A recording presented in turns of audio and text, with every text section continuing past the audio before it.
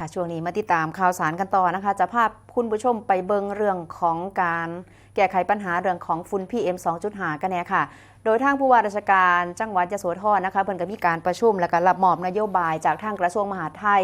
เร่งปฏิบัติการสกัดฝุ่น PM 2.5 ก่อนที่จะเกิดความวิกฤตมาถึงพี่น้องประชาชนค่ะโดยนายชาญชัยสอนศรีวิชัยผู้ว่าราชการจังหวัดยโสธรก็ได้นำหัวหน้าส่วนราชการจังหวัดยโสธรร่วมประชุมผ่านระบบวิดีโอคอนเฟอเรนซ์นะคะร่วมกับทางกองอำนวยการป้องกันและบรรเทาสาธารณภัยกลางและก็ผู้ว่าราชการจังหวัดทั่วประเทศโดยมีนายศักดาวิเชียรศิลป์รัฐมนตรีซอยว่าการกระทรวงมหาดไทยเป็นประธานในการประชุมเพื่อวางแผนสกัดวิกฤตฝุ่นละอองขนาดเล็กหรือว่า PM 2.5 ที่เริ่มส่งสัญญาณรุนแรงขึ้นในพื้นที่กรุงเทพมหานครและก็ปริมณฑล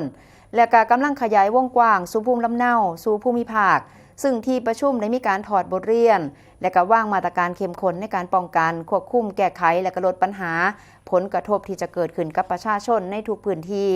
ภายหลังเสร็จสิ้นการประชุมกับส่วนกลางผู้ว่าราชการจังหวัดยโสธรได้หารือต่อกับทุกภาคส่วนที่เกี่ยวข้อง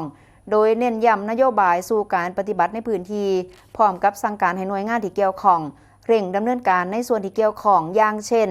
การแจ้งเตือนสถานการณ์ฝุ่นในช่องทางต่างๆเร่งรณรงค์ประชาสัมพันธ์มาตรการในการควบคุมและก็ลดการเผาในพื้นที่เกษตรและก็พื้นที่ป่า